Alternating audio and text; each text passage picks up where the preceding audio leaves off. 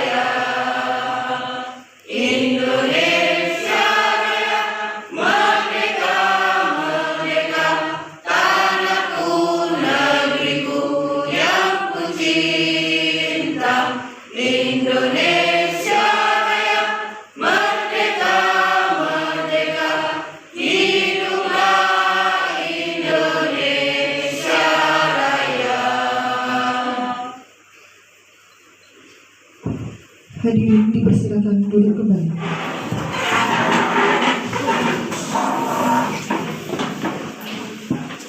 Kepada Bapak kami haturkan.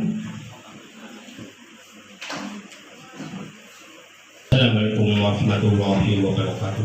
Waalaikumsalam warahmatullahi wabarakatuh. Bismillahirrahmanirrahim. Alhamdulillahirabbil alamin. Hamdan syakirin, hamdan na'imin, hamdan yuwafiqu wa yukafi majidah. Ya Rabbana lakal hamdu kama yanbaghi li jalali wajhikal karimil azimi sultan. Allahumma shalli wa sallim ala sayyidina Muhammad wa ala ali sayyidina Muhammad.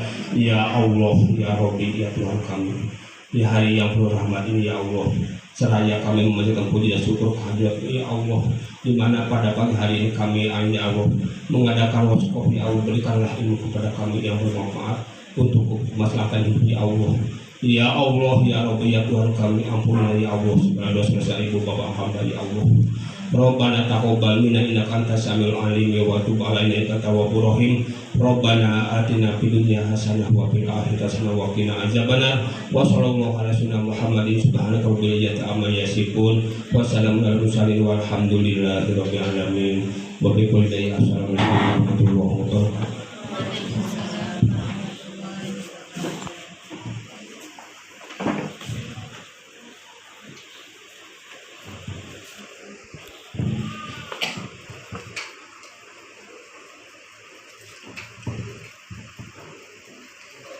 Sambutan Bapak Korwil Bahar Utara kepada Bapak kami haturkan.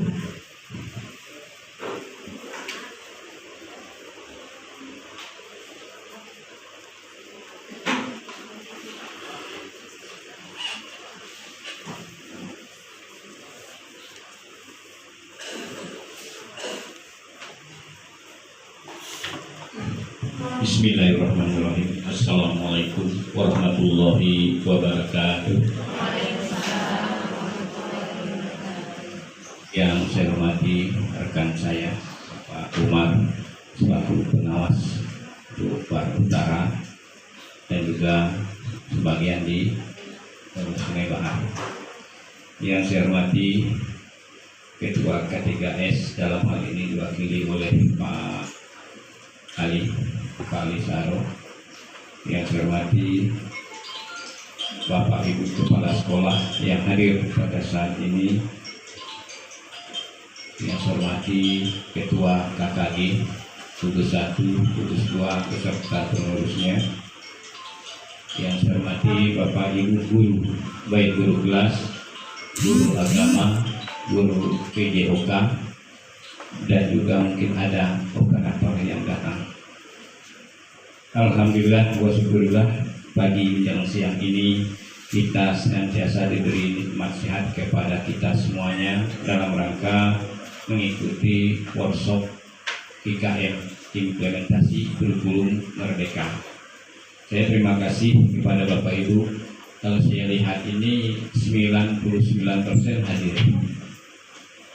Ya, tapi saya akan absen dulu kepala sekolahnya dulu. Kepala sekolah yang belum nampak di depan saya ini Pak Henry. Nah, Pak Henry mungkin jauh ya rumahnya ya. Mana Pak Bu Rosa? Nah, Bu Rosa? Mantan pacar masih ada kesibukan? Oh ya, enggak ikut-ikut ya. Terus Pak Karji mewakili kita semua, yaitu ada technical meeting hari ini untuk kegiatan kita hari Kamis, ya, mewakili saya untuk berangkat. Ya. Kemudian satu lagi kepala sekolah ini nggak nampak ini, ya saja ya. Dua orang yang belum sampai, mudah-mudahan Pak Andri sampai di sini nantinya. Guru agama 11 apa 12? 12. Coba angkat tangan, saya mau hitung dulu. 1, 2, 3, 4, 5, 6, 7, 8, 9, 10. Baru 10 nih. Mana? Jadi dia gini, apakah dia gini? Separuh-paruh Pak. Oh gitu, apa mata saya terjelas ya? Iya. Soalnya hadir semua ya? 11, kita kan 12. Tapi 213 duluan ya? Nah, satu lagi 213 guru agamanya mana? Oh, hadir kedua. Iya, makasih. Iya. Sungai Dayo? Oh, ada. Makasih. Ya, itu yang paling terjauh, Sungai Dayo. Ya. Tapi bosnya dulu ya. Ya. Terima kasih. Guru olahraga ada 12.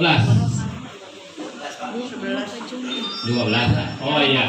Ada satu, mana nih? Pak Soni, hadir Pak Soni? Rika sakit, Pak. Oh, Bu Rika sakit. Oh, iya. Oke, makasih. Kalau guru kelas yakin hadir semua. Ya. Terima kasih Bapak Ibu sudah hadir. Kita saya prediksi 99% yang belum datang ya, karena ada yang sakit ya. Bapak Ibu yang saya hormati, pada hari ini dan besok kita mengadakan kegiatan workshop, yang mana workshop ini adalah kita menerima materi atau sosialisasi tentang IKM, implementasi kurikulum merdeka. Dan juga untuk besok ada lagi, saya tambah satu lagi operator. Ya, operator sekolah saya sudah hadir, yang mana saya akan menyampaikan bahwa tugas operator ini saat ini banyak sekali Bapak Ibu. Ya, banyak sekali. Yang pertama, operator banyak itu masalah dana bos, masalah guru pondok, masalah kita yang PNS, masalah kita yang tentang sertifikasi. Jadi tumpuannya ada banyak pada operator. Ini tadi saya di jalan diber oleh salah satu anggota dewan, itu menyangkut dengan masalah yang pondok-pondok ini. Nah, jadi insya Allah saya akan mendata berapa yang pondok semuanya dari PAUD, TK, PAUD, SD, SMP. Nah, jadi saya akan ini koordinasi dengan Pak Nardi, mudah-mudahan Pak Nardi bisa datang.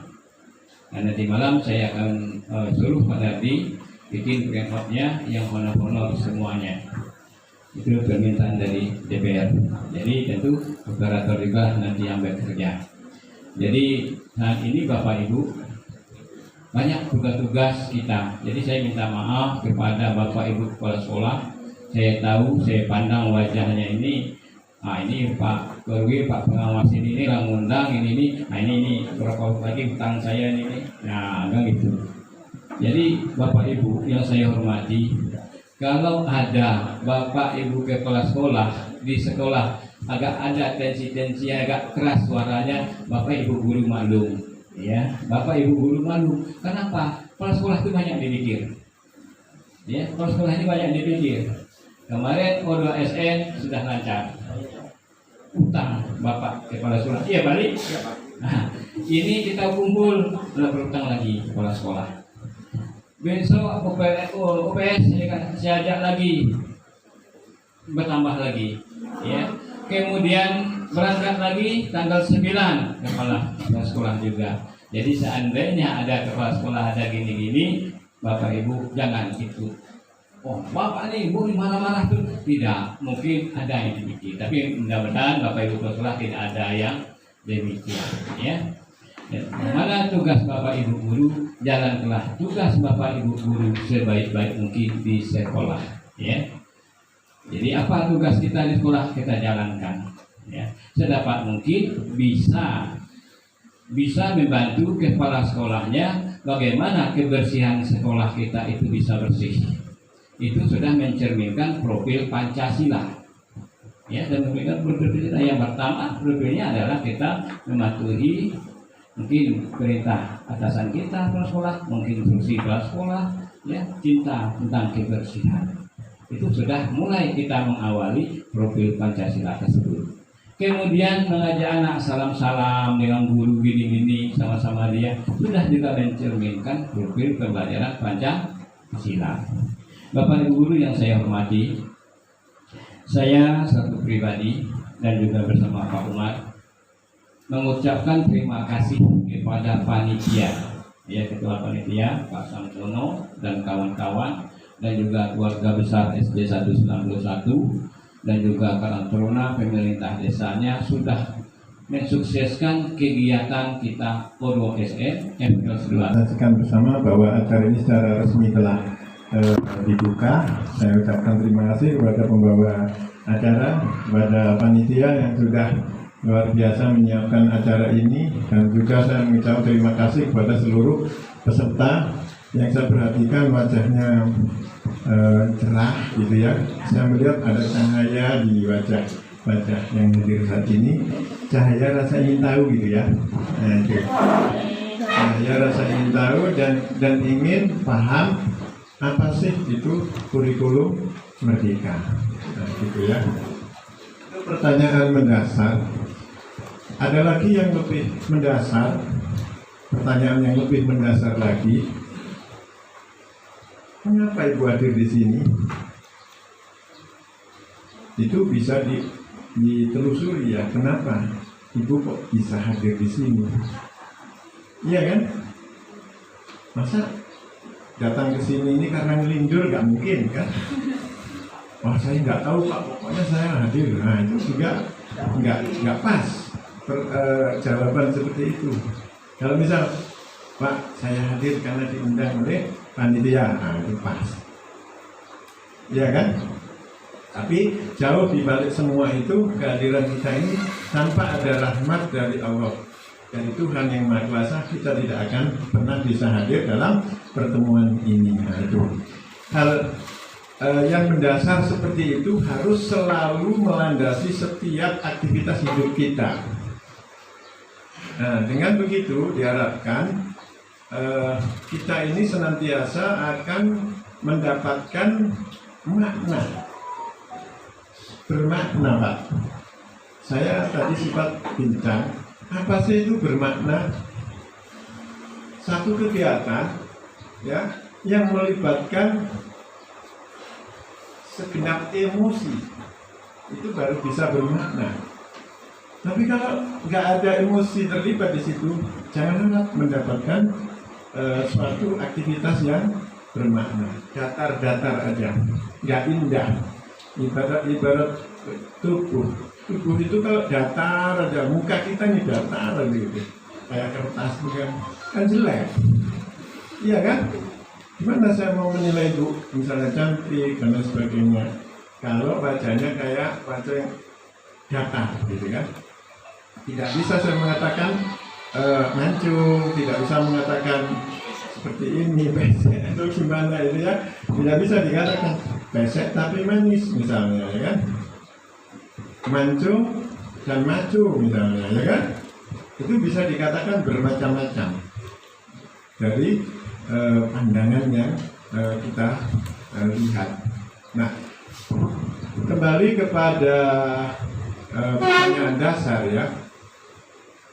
Kita ini hanya ada dua pilihan, ya, melibatkan emosi tadi. Hanya ada dua pilihan, dan dua pilihan itu tidak bisa dihindari. Apa itu? Kebahagiaan dan penderitaan. Nah, yang datang ke sini ini merasa yang bagaimana? Merasa penderitaan? Ya silakan, gak jadi masalah, merdeka ya. Atau datang ke sini merasa bahagia. Nah, nanti turunannya banyak itu. Yang merasa ke sini menderita mungkin uang sakunya nggak dapat, bisa jadi kan. Tapi mudah-mudahan tidak seperti itu. Ya, kesini adalah datang benar-benar karena rasa ingin tahu. Kalau yang bersifat material, ya disyukuri aja lah, gitu ya. Disyukuri aja. Kita menyikapinya itu secara real aja. Ya.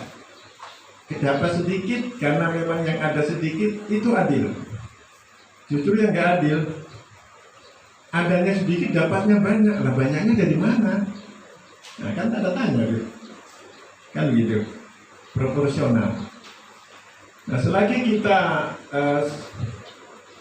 berpikir merdeka itu proporsional, ya, seimbang. Pada posisi seimbang itulah posisi manusia itu bahagia, gitu. Kita harus mengajarkan kepada anak didik kita ini nomor satu bahagia. Kalau gimana kita mengajarkan bahagia kepada anak didik kalau kita sendiri merasa nggak bahagia? Nah, jadi kan? Bagaimana itu? Bisakah orang yang di dalam kalau menurut kacamata orang yang ekonominya misalnya lebih kuat ke bawah, bisakah bahagia? Bisa. Gitu ya. Kalau ekonomi di hadapan Tuhan berlaku hukum matematika pecahan, ya kan? Jadi 1/2 itu nilainya sama aja dengan 2/4. 1000/2000 sama aja. Hanya saja fasilitas yang beda nanti. Begitu. Kalau cara mensyukurinya sama, nilainya sama. Yang 2000/4000 dibanding yang 1/2, jika yang 2000/4000 tidak mensyukuri, tidak ada nilainya, malah bisa 0, malah bisa minus. Nah gitu. Nah, di kurikulum Merdeka ini, ya, yang perlu dipahami oleh seorang guru adalah ia harus terbuka. Ya. Ibu kalau mau masuk ke suatu ruangan atau ke suatu tempat berbuka dulu kan? Ya siapa saja lah kalau mau masuk ke dalam suatu tempat.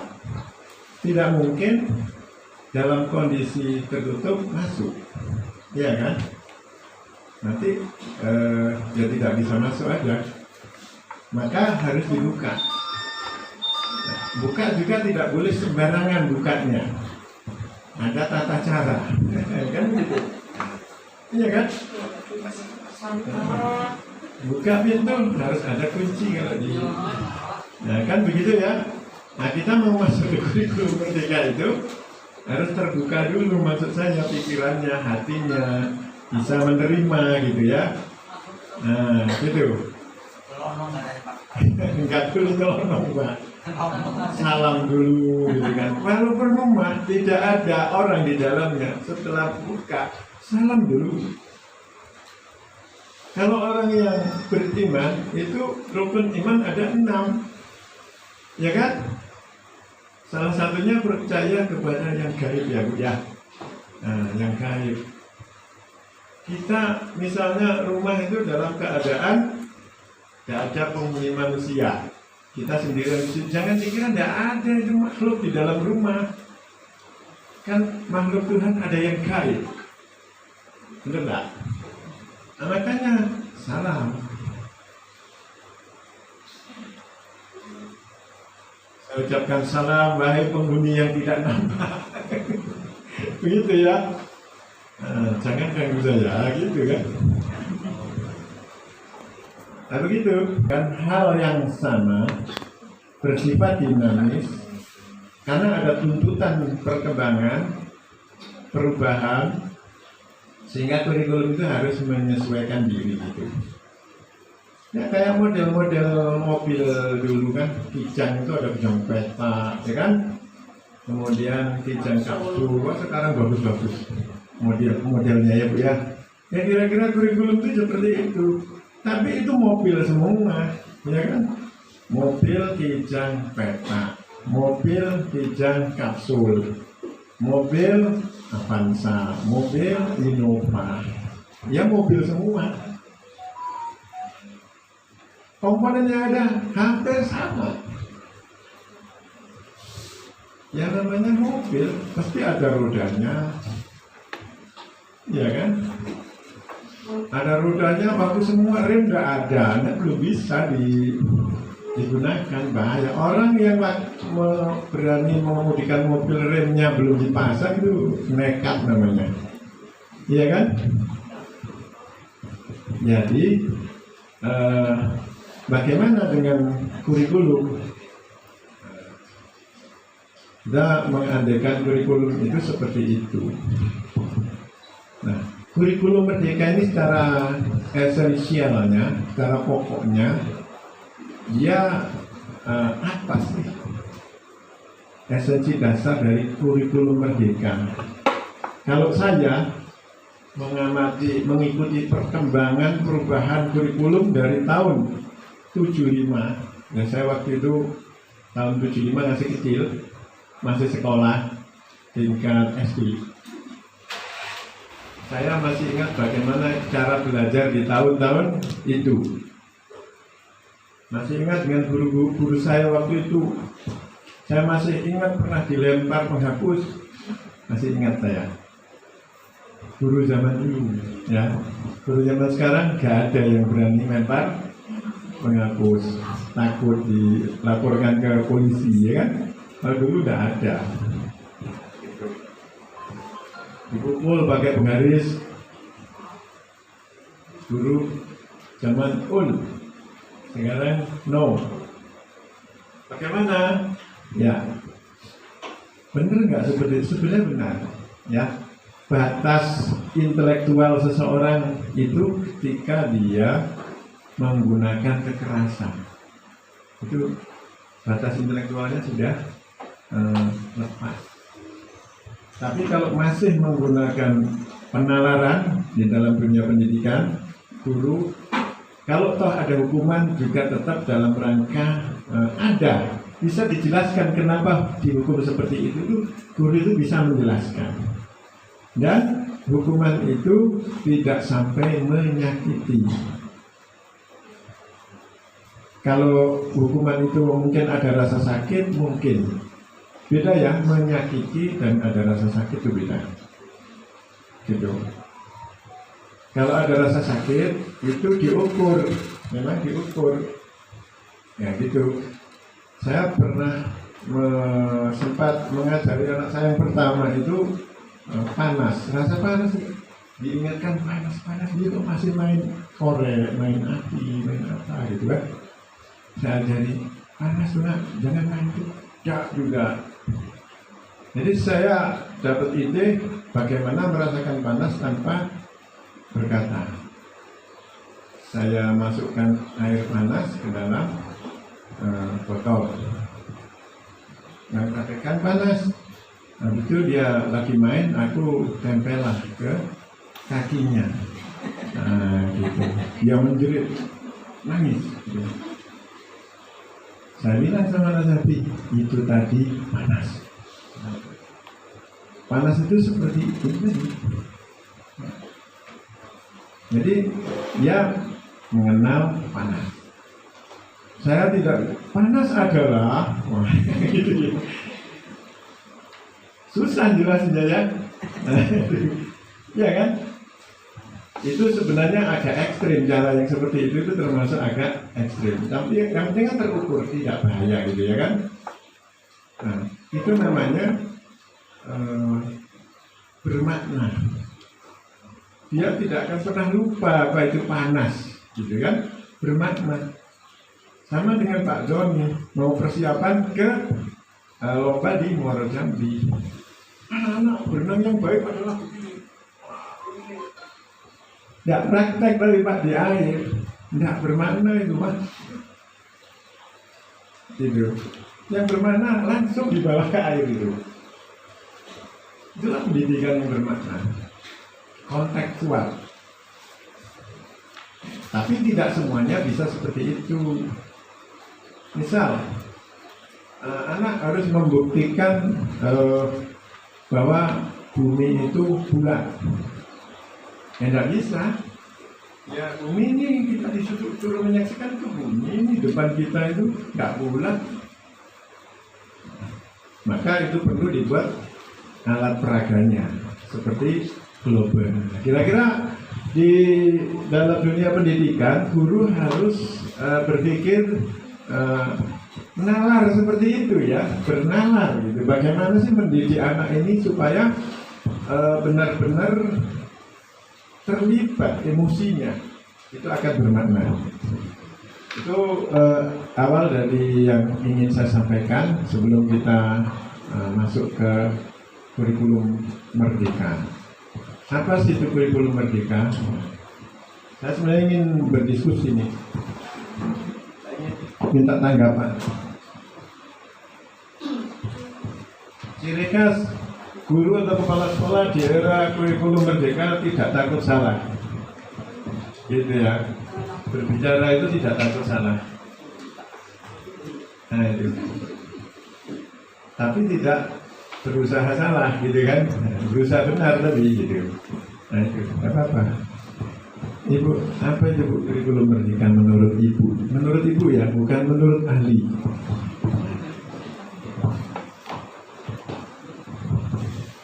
Masalah kurikulum merdeka ini menurut pendapat saya sebuah kurikulum yang diterapkan di sekolah itu otonomi sekolah masing-masing, Pak. Iya.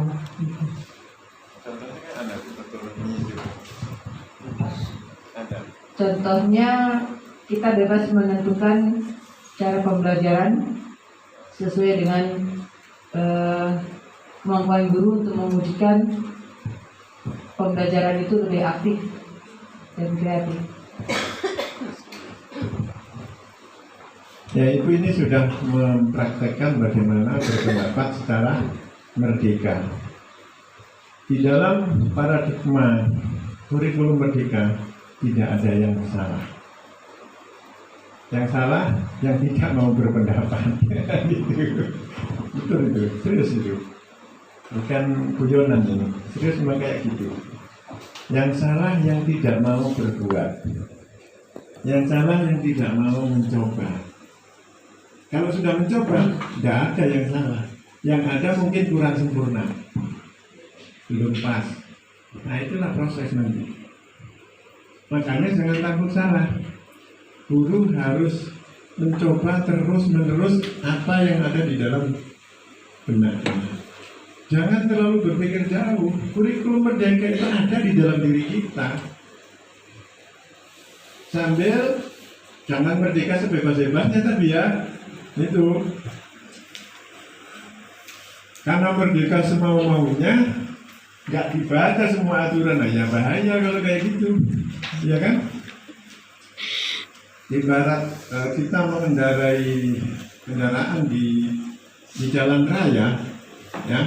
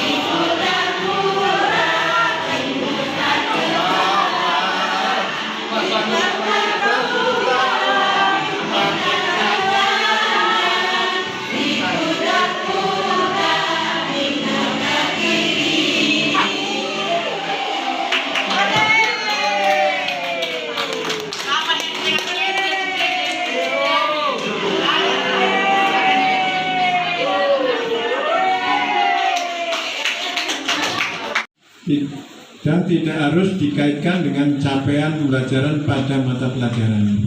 Apa maksudnya tidak harus dikaitkan? Memang tidak harus.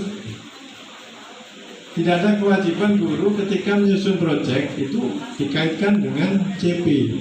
Tidak. Itu nanti guru bisa secara langsung, misalnya proyeknya memilah-milah sampah organik dan anorganik. Otomatis itu nanti kalau kita secara penalaran mapel apa yang ada di dalam proyek itu nanti, ya kan?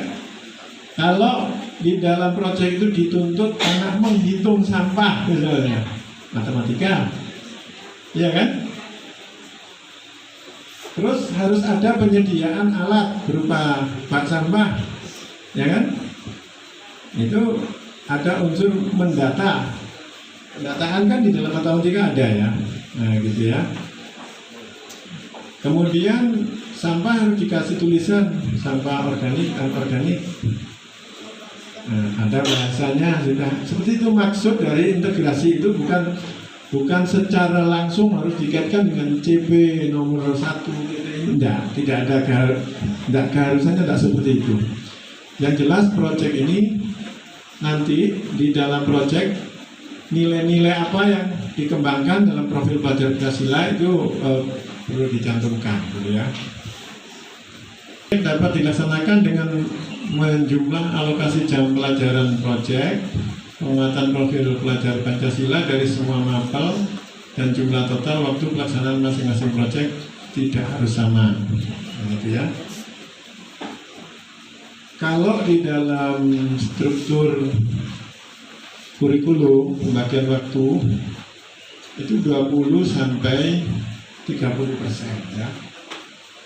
Maknanya bisa 21, 22, 23, 24 sampai maksimal 30%, tidak boleh lebih dari 30%. Nah, begitu ya. Nah, bagaimana penggunaan waktu itu setahun ya? Nanti kita bahas di bagian berikutnya. Yang jelas sudah ada pembagian waktu antara intrakurikuler. Nah, kalau proyek ini masuknya kemana? Nah, masuknya adalah ke co-kurikuler.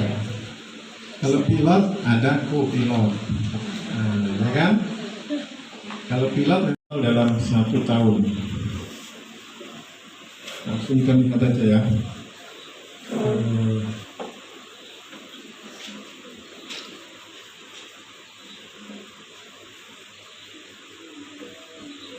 Ya, kita lihat ini.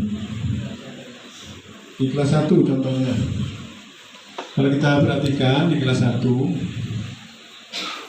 ini alokasi per tahun atau per minggu untuk yang intrakurikuler ini ya, yang CP. Ini pendidikan agama budi pekerti. Ini 108. 3 jam per minggu. Ini akan ada pertanyaan apa? Nanti tidak tercapai ya 24 jam untuk guru agama. Ini bagaimana nanti sertifikasinya?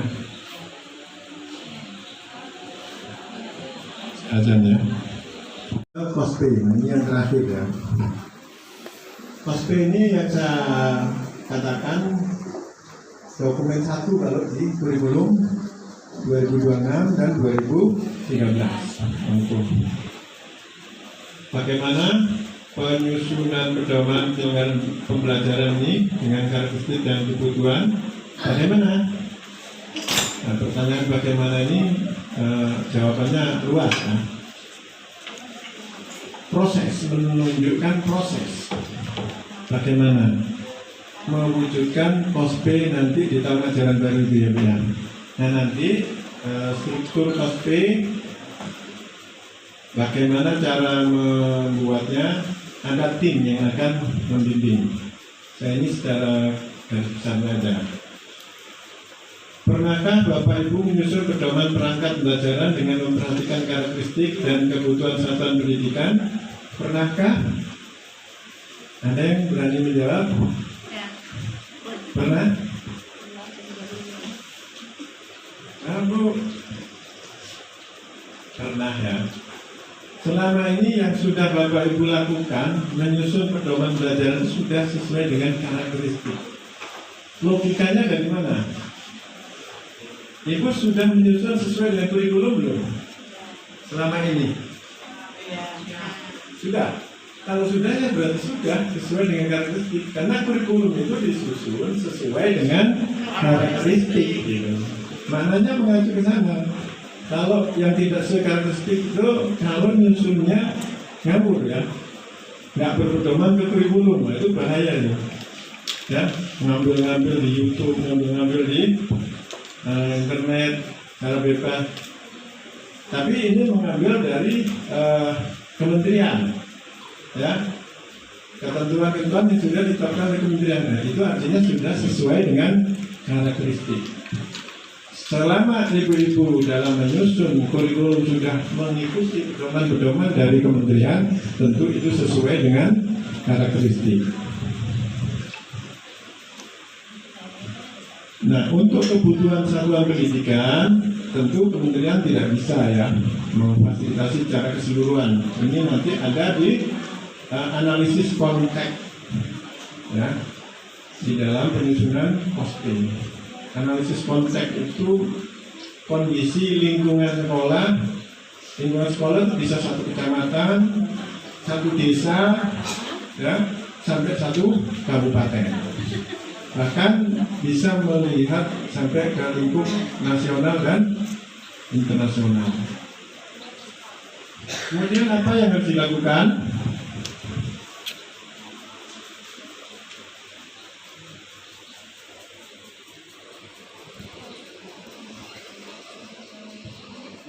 Kurikulum yang dikembangkan sesuai karakteristik, kebutuhan peserta didik, satuan pendidikan dan daerah. Lengkap ya. Nanti ini sudah ada contoh yang bisa dijadikan teman. Melibatkan seluruh pemangku kepentingan, termasuk siswa, komite sekolah dan masyarakat. Nah, dua hal inilah pertanyaan bagaimana tadi. Kalau dua hal ini sudah terpenuhi, maka terjawablah bagaimana cara menyusun posting. Pertama, yang ini sesuai karakteristik, baik kebutuhan peserta didik, sekolah maupun daerah, kemudian melibatkan pemangku kepentingan, tidak hanya dikerjakan oleh kepala sekolah sendirian, tapi duduk bersama. Ini pemerintah menyediakan contoh-contoh posting yang dapat dimodifikasi. Ya. Kita dari tim mungkin sudah menyediakan contoh ya Bu ya. Nah itu. Kemarin sudah ada Bu dari satu sekolah yang sudah menyusun waktu pelatihan itu sudah ya. Terus di mana kemarin yang sampel? Luhoi. Jadi Ibu, yang nanti dari itu tinggal dimodifikasi ke yang lain, hanya tinggal mengganti mungkin di bagian visi gimana ya, nanti bisa dia langsung ya ke dokumen. Ada karakteristik satuan pendidikan, visi misi dan tujuan satuan pendidikan, pengorganisasian pembelajaran, perencanaan pembelajaran dan lampiran-lampiran. Nah, sampai di sini. Ini sudah ada di dalam contoh yang sudah dibuat oleh Kecamatan Baru Utara. Nanti sekolah yang lain tinggal adopsi dan adaptasi. Nah, lampiran-lampiran ini nanti tim akan menjelaskan bagaimana mengaksesnya, bagaimana mendapatkannya, yaitu melalui akun belajar.id, melalui portal PMM, gitu ya. Nah mungkin saya sampai batas di sini ya, menyampaikan materi ini nanti. Selebihnya akan saya serahkan kepada tim. Kalau mau melihat asesmen, ini di sini ya, di sini. Kalau ingin melihat perangkat, di sini ada buku murid, ada buku guru, ada modul ajar. Nah, ini mengenai buku guru, buku murid. Coba sedikit diskusi ya. Saya yakin kalau pembelajarannya full online, menggunakan full online, akan terkendala, bisa jadi sinyal ya. Ya. Kayaknya masih belum mungkin ya. Ibu langsung menggunakan online, langsung bukunya buka secara online, kayaknya belum bisa ya. Belum. Tarik-tarik modul ajar ini ya. Coba ini sinyal di SD Bupati ini. Nah, ini luar biasa, cepat sekali. Di rumah saya tidak secepat ini, gitu ya. Baru saya sekali langsung buka. Gitu. Nah, di sini kita perhatikan. Kita terap misalnya bahasa Indonesia ya, kita ambil bahasa Indonesia, terapkan. Ini sudah. Kita lihat fase 1, 2, 1. Kita terapkan. Nah, ini ada di buku murid bahasa Indonesia bab 1, modul ajar, ini ada. Ya, tinggal pilih ya. Empat ini. Bunda, ya, guru harus milih. Ya, tujuannya kenapa? Supaya downloadnya mungkin tidak terlalu berat, dipecah-pecah gitu ya. Filenya biar tidak terlalu berat gitu. Kalau dijadikan satu mungkin bukanya juga berat. Nah gitu. Bukanya susah nanti Pak. Karena terlalu banyak ini muatannya gitu kan. Istilahnya saya buka lah, bongkarnya gitu ya. Bongkarnya kan lama gitu kan.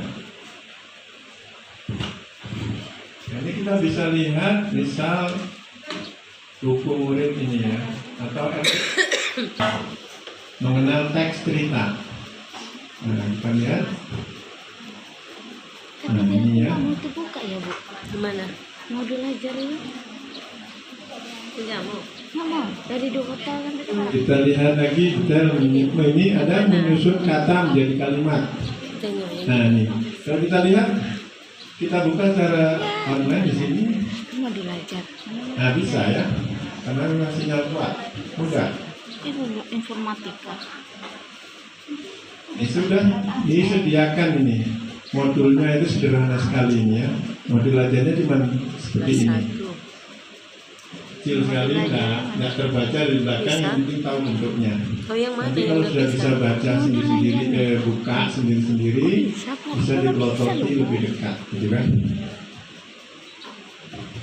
Nah ini saya hanya ingin menyampaikan bagaimana proses memanfaatkan atau membukanya. Dari dulu kan aku nggak bisa bukanya. Nah ini ya, ini juga bisa dibuka. Ini perangkat ajar. Coba kita lihat misal buku guru ini ya. Nah ini bisa diunduh. Ada unduh buku. Silakan diunduh. Lalu pelajari gitu kan. Semuanya sudah disediakan di sini. Perangkatnya, bukunya.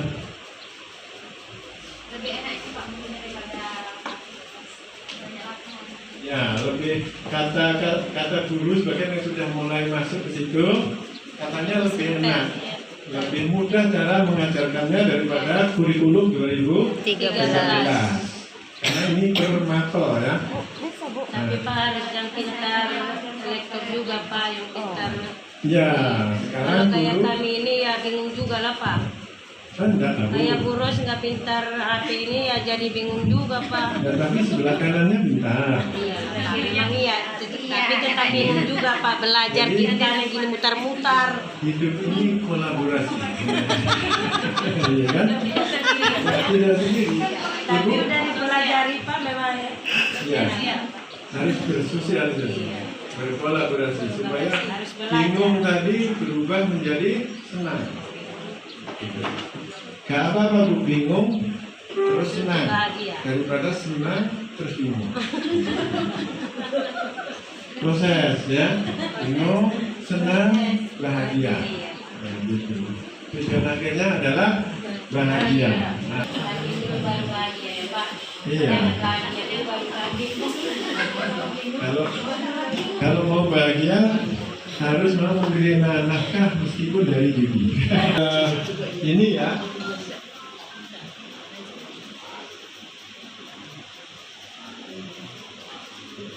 Kalau kita asesmen bagaimana ini?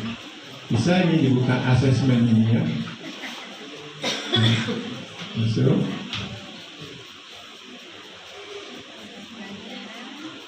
Nah, terbuka sudah. Fase ini numerasi ya. Bahkan ini geometri. Nah, ini di asesmen ini ternyata mengacu kepada literasi dan numerasi seperti yang akan diterapkan kepada anak-anak yang akan ikut asesmen nasional ya.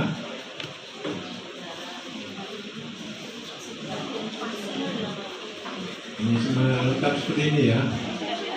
Jadi asesmen ini, misalnya saya klik gunakan asesmen, lanjut. Nah, ini nanti akan ada perintah buat kelas baru ya. Ini gimana Bu? Kemarin sudah diajari ya? Sudah Yang Pak. ini, Ibu ya nanti ya.